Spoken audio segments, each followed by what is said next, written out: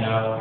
And I never, like, I give money to homeless people when I can, you know, but when I'm in my car, it just feels weird, right? You guys ever see somebody begging on the corner in your car, right? It's kind of like, what am I going to do? You know, it's kind of weird. You know, I'm here and then I got to go and just get time out. So I usually just ignore them. I always ignore them, actually. And so this one day I exited the freeway, and the light was red. There were about 4 or 5 cars in front of me. And this monster truck pulled up behind me with like tinted windows, so I couldn't see the person inside the car, but it just felt like, you know, an angry man, you know, and he was going to run me over, and I could hear like the monster truck go, monster truck, or whatever, you know, and I could just feel the pressure of the truck behind me. So I knew as soon as that light turned green and these cars win, I better go or he's going to just run me over. And so I'm sitting there waiting for the light to change, and I'm scarfing down some carrots I had left over from lunch in a Ziploc bag. And I glanced over, expecting to see another homeless man there, and I saw a homeless woman over there. Now, I'm Texas, so like you guys, I guess. But where I was raised, at least, it was like you respect women and you help them out if they're needy. So my heart went out to her, and I was like, okay, I should give her something. And in LA, where I live, you have to pay for parking everywhere. So my cup holders were full of quarters. So I scooped them up and I put them in my Ziploc bag that just had carrots in it. And I thought, wow, this is like 2 pounds worth of quarters. This is going to be great. You know, she's like from me to the door. You know, get this way. Like if I said 4 or 5 cars away. So I roll down the window and I hold my hand out like this, and she just stands there. She sees me. She's like, oh, yay. And she puts her hand down like this. And I'm like, wait, what? Get out. What do you expect me to do? And so I'm like trying to think, how am I going to get this to her? I obviously can't get out, and she's not coming to me. And then the light turns green, and these 4 or 5 cars in front of me, they take off.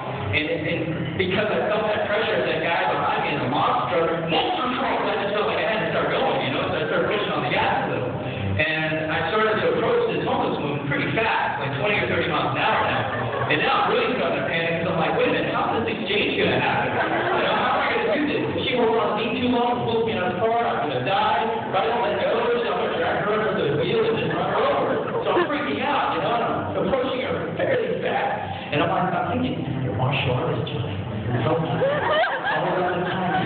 So if I just do this, just slip my wrist like that, I'll watch it gracefully land in her hand. And so as I'm going 20, 30 miles an hour, I'm like, and now. And I release. I clean my wrist up. And like I said yesterday, when tragedy is about to happen, time slows down. And so I watched as this 2-pound bag of quarters leaves my hand at 20 or 30 miles an hour. Smash her across the face. This is all happened in slow motion to me. So I saw everything. Like she was like, yay, quarters, wait, these are coming fast. The bag ripped open, quarters flight everywhere. And I'm just passing by like, going so fast that all I can say is no and squeal around the corner like, go. And this is a true story. And the lesson to be learned, which I told you guys, some of you yesterday, is that you don't give money to homeless people while driving your car. It is a true story. Before that day, there's always been a homeless person there every single day. After that day, I promise you, there's never been a homeless person after that day. I'm going to take a picture and I'm going to tweet it when I get back home so you guys can see what I'm talking about. The little white cross where she was. No, there was, but it was like much later, so I don't think it was her. That's all homeless people are talking about, some crazy man.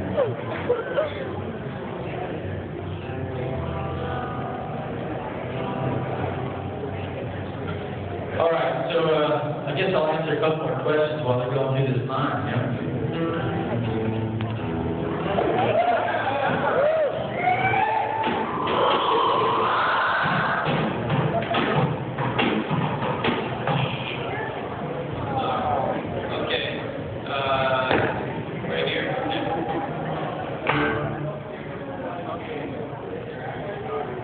most dangerous stunt from Power Rangers?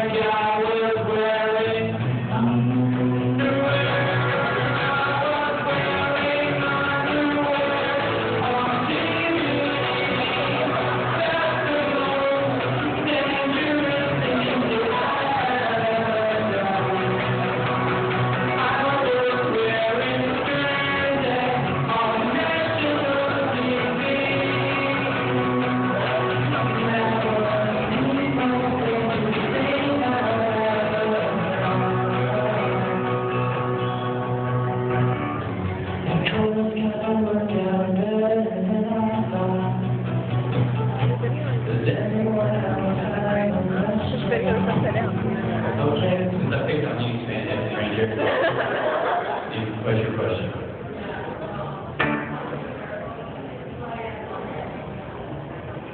How come I don't have long hair like in the turbo season?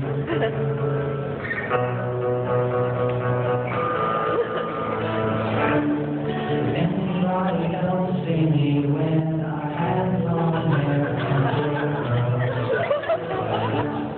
I look like a homeless freak. They made me grow my hair out because they thought Jason was leaking, and they wanted to fool the kids into thinking I was him. But I was hesitation, and then they soon realized that that was stupid. And your question was, why don't I still have it? Because it's stupid.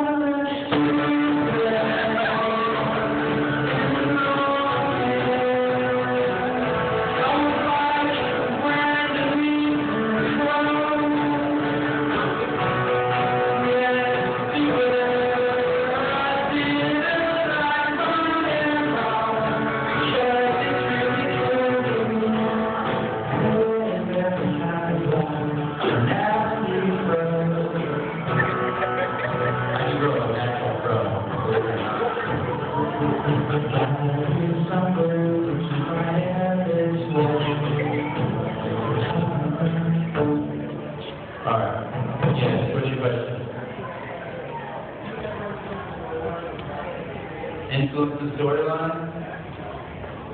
No. I mean, other than like the movie, I added that I'm a crocodile. You know, very small things like that, but I didn't really. Yeah. What? Oh yeah, we all improvised it.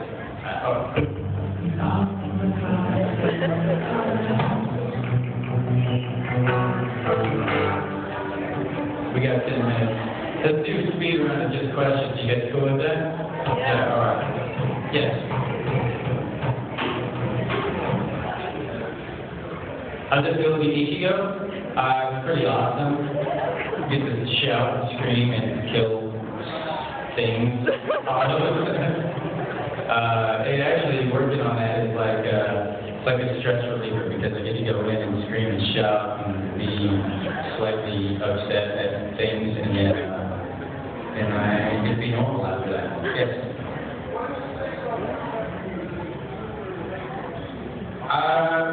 That might be cool. Nobody's talked to me about it though. Yes.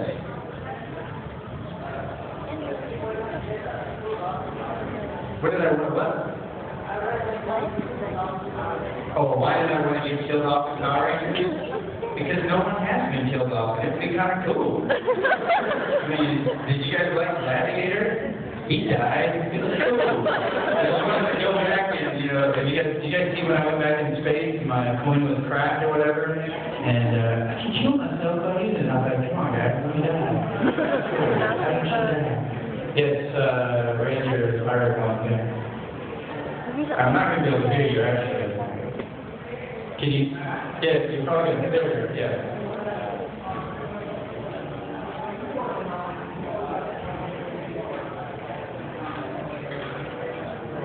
What is? What?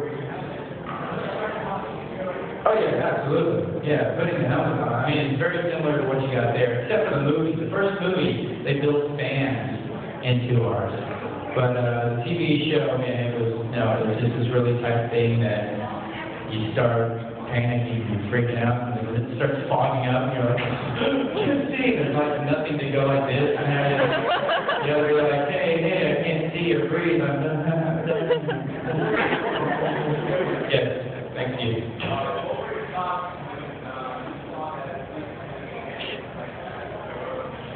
Well, I'm still working on it. So it hasn't ended yet for me, but yeah, I know what you're talking about. But I think I seriously think if enough people are wanting it, they're not going to stop forever. They're going to bring it back or finish it up or something. Yes. What was it like on Turbo? Turbo was fun because Turbo, they actually started giving me more stuff and I could goof off a little bit more. Yeah, it was fun. It was good. I had a good time. Yes. Oh, did it steal or keep props from the show? Well, they didn't give us anything. But I somehow had some stuff. And I don't know if it's still there, but there's a Planet Hollywood in Florida, I think in Miami. And when you enter the place, there's like my Black Ranger costume from the movie. And it's missing the chest piece.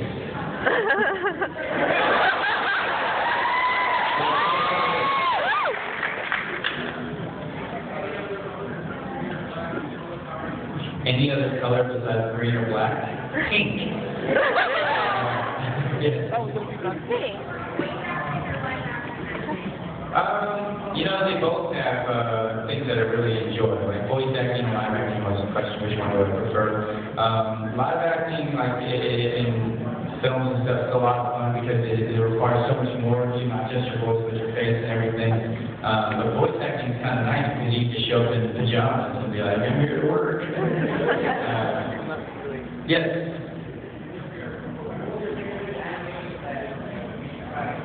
Favorite anime that made me Wolf's Rain. You guys seen Wolf's Rain? That is probably one of my favorite. And I worked on it. And it wasn't because I worked on it. I cried before I worked on it. Yes.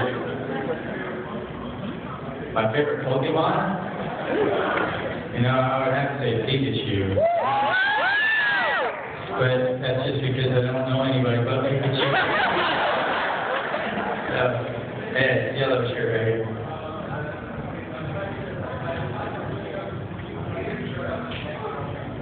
Who do I feel connected to in Bleach? Like as a character, or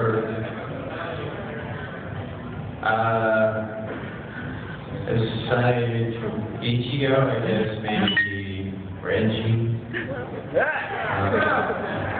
Okay, with the cast.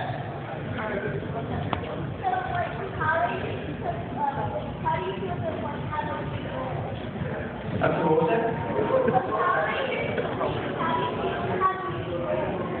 How do I feel? What? Somebody said it? Oh, oh, how does it feel to have the lead role? Oh, and well, it's awesome.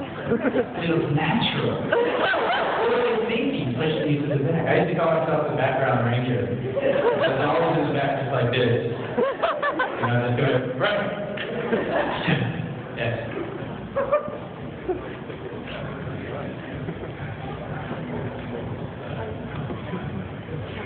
What was the most challenging aspect in acting on Power Rangers? Well, I felt like they did everything they possibly could to make us cheesier. So to not be cheesy was like, you know, kind of the goal, but it was impossible. That's pretty well. I was like, whatever. You can't wait to do a fight scene. It wasn't until like Overdrive. When I came back for Overdrive in New Zealand for a couple episodes, and the dialogue, it was all the same. It was super cheesy, you know, so I was like, you know what, I'm just going to change it. What do you think, fireman? I'm already here. So I just started changing dialogue and the way I was going to read it, and a couple of other rangers were like, really? Good that way?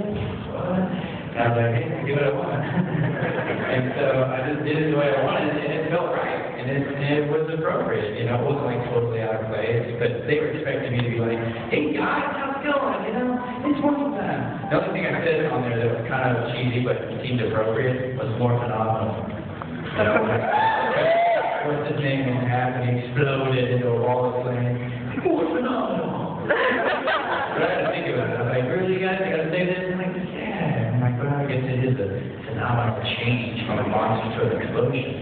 Yes, it's right here. Who's done the most damage to my guitar in the band?